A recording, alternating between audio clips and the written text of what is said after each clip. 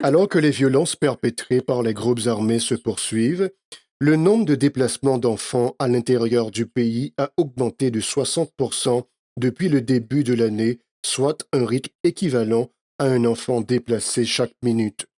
Selon les dernières estimations, plus de 3,3 millions d'enfants ont besoin d'une aide humanitaire, alors qu'il n'était que 3 millions en 2024, alerte Yanni Dussard, représentant adjoint de l'UNICEF. Depuis la visite du directeur régional, effectivement, la situation est très grave. Les derniers chiffres publiés font état maintenant de 1,4 million de personnes déplacées dans le pays, avec 700 000 enfants parmi eux, des populations qui ont dû se déplacer du fait des violences, de l'instabilité, et on compte au moins 276 000 enfants. Les enfants en Haïti continuent de faire face à une multitude de dangers, notamment à des violences terribles et à des niveaux critiques de déplacement.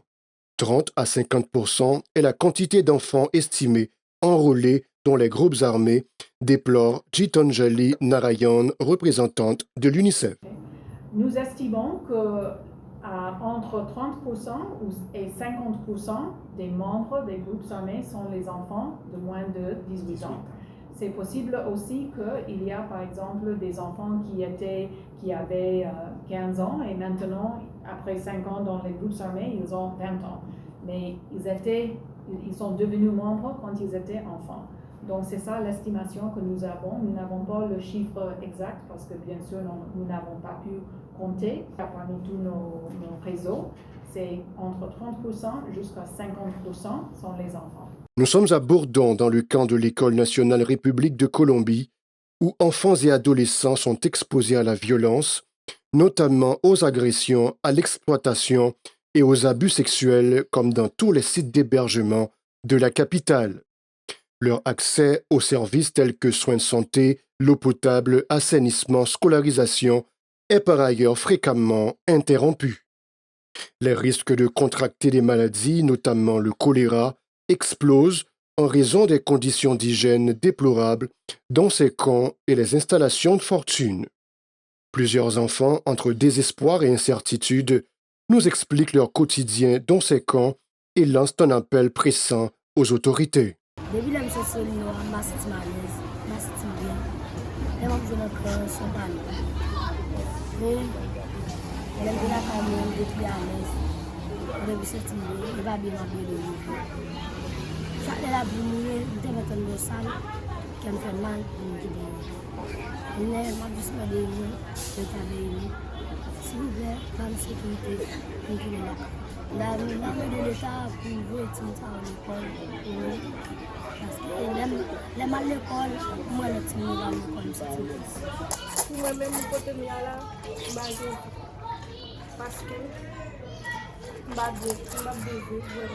vraiment à l'aise. Quand je me servir, je mal dormi, je mal mangé. Et puis, tout le monde à l'école. Je vais bien, je vais faire rapide, je vais bien. On veut dire l'État,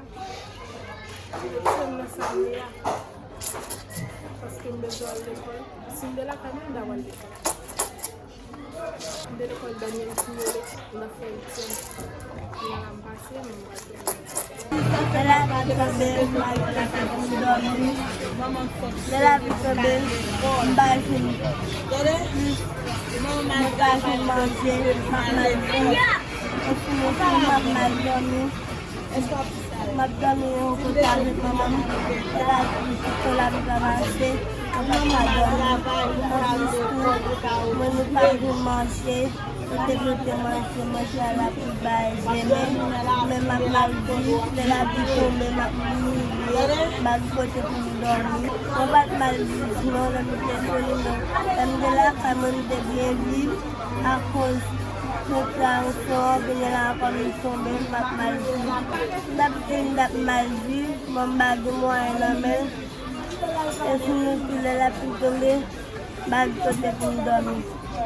Alors que 90% de la population d'Haïti vit en situation de pauvreté et que 3,3 millions d'enfants ont besoin d'une aide humanitaire, cette nouvelle vague de personnes déplacées à l'intérieur du pays se retrouve de surcroît confrontée aux aléas climatiques.